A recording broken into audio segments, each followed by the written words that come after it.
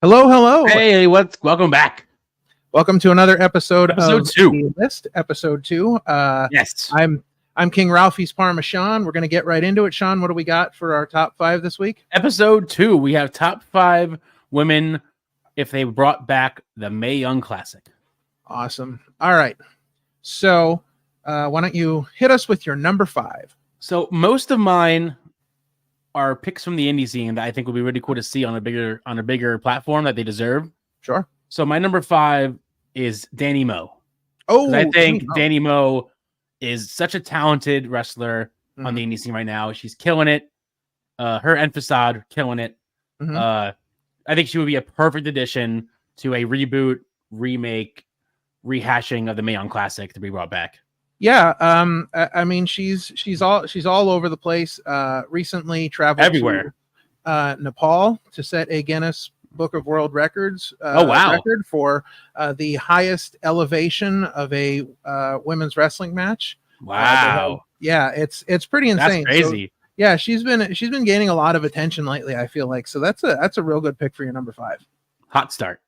So my number 5 has also been making a huge name for herself here in the States, having moved over from Australia. She's wrestling a lot of the big indie promotions. And again, I did pick a number of indie people as well. So my number 5 is Shazza McKenzie. Ah, great name. Huge fan of Shazza McKenzie. She's been everywhere. Yeah. She's got a great personality. You know, has wrestled pretty much all over the place. She's based out of New Orleans right now, but she is she's killing it on the indie scene, just making appearances everywhere.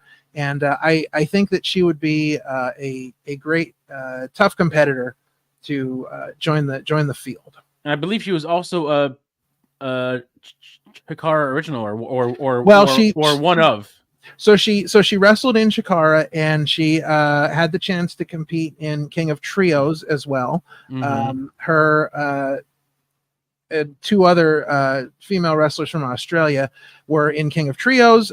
She's tagged with Hollow Wicked in Chikara. So yeah, she's got some credibility behind her there. So I think she'd be a good addition. All right, you're number 4, Sean.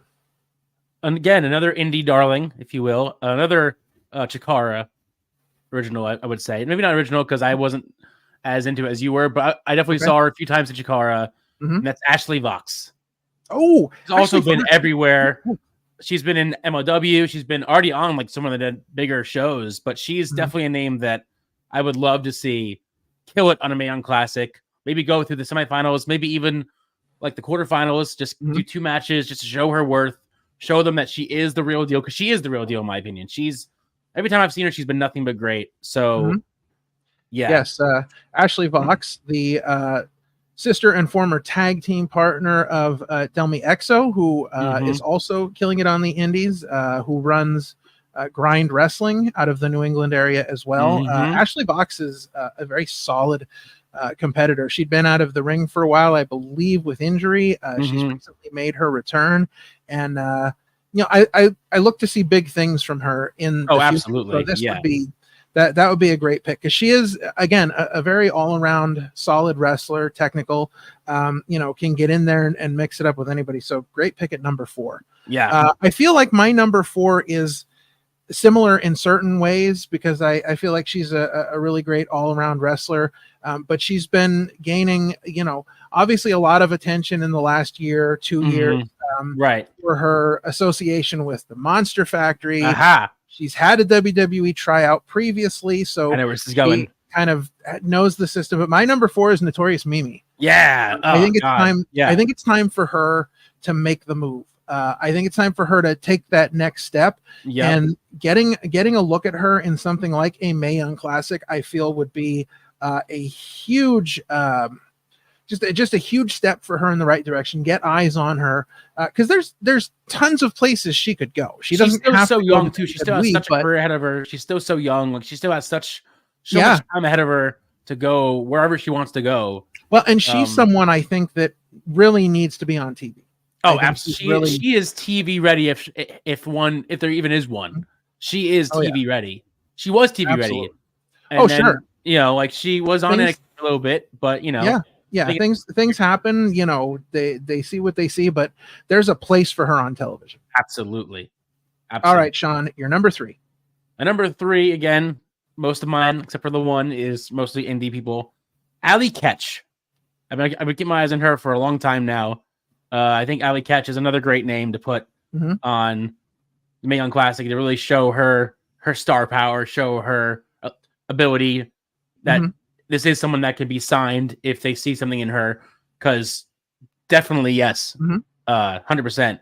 Yeah, she's she's really been kind of killing it on the indies as of late.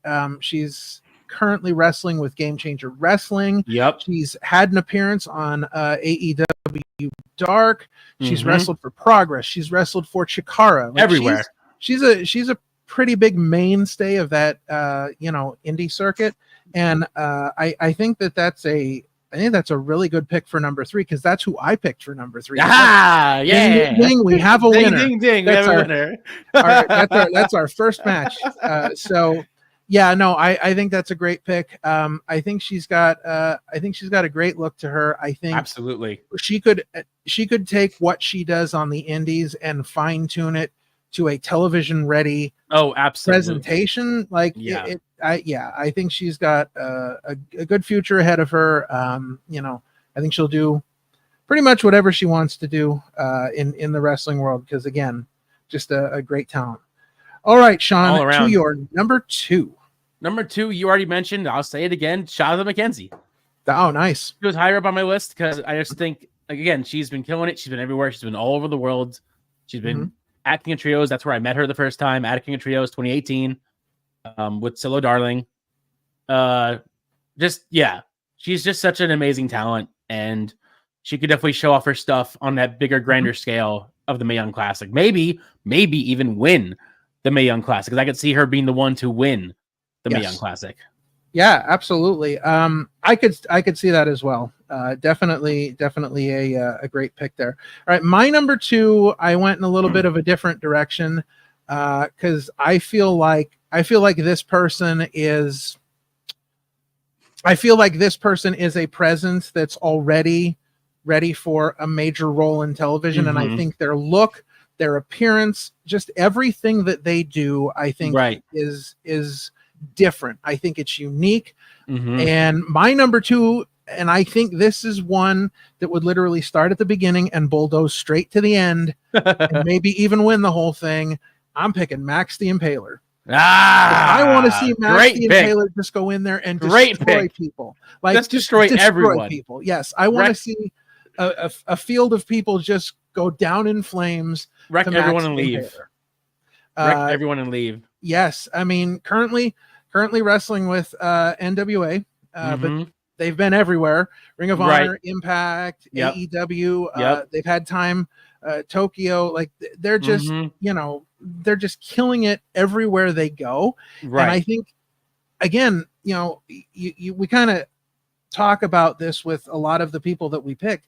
I think it's only a matter of time until we see Max the Impaler on, like the national level. Like, I think that we're going to see, I think Max the Impaler would be great for Impact. TNA, for sure. I think it'd be perfect. They're building that women's division and bringing someone like that in at a time when they're doing all this crossover stuff with WWE. Right. Getting them a look in a Mae Young Classic where they just steamroll the competition. Like, I could see it. Dominate the whole thing. Absolutely. I totally can see that one. So that brings us to our number 1. And before we get to our number 1, I have a feeling that you and I may have picked the same person for number 1, but we may have not. She's already made appearances for WWE at this point. We've already teased the crossover, but I want to see her full-fledged business, make her impact, almost make her debut as a full-time talent. And that's Jordynne Grace. I think Jordynne Grace is like the one. Like you say, Max the Impaler could destroy one. I think Jordynne Grace could go in there, destroy everyone, and just imagine if you will, a Mae Young Classic where the finals is Maxine Paler and Jordan Grace. Oh man, Think about it. Like, yeah, insane. It's funny. Well, because of course my number one was Jordan Grace as well. Right. Because who does not want to see that? But right. In Jordan Grace's appearances so far, now we've gotten to see a little bit more of her. In the crossover with NXT. Correct.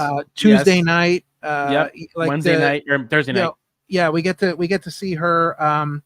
So we got a really good look at her there. But when she was a surprise entrant in the Royal Rumble and nobody knew that she was coming, listen, she went into that ring and she looked like she was already a WWE star. Yeah, she looked like just one of them. Perfectly. Yeah.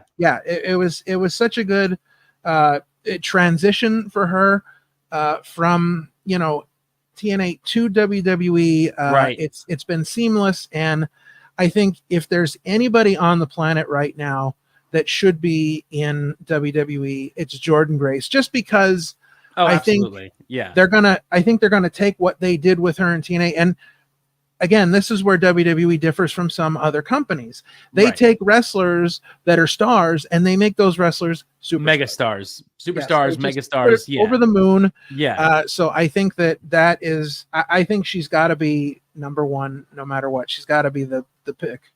Now, if they bring back the Mae Young Classic before we get out of here, do you think instead of NXT, do you think the focus should be whoever wins gets a shot at a major championship, or do you stick with it for an NXT belt?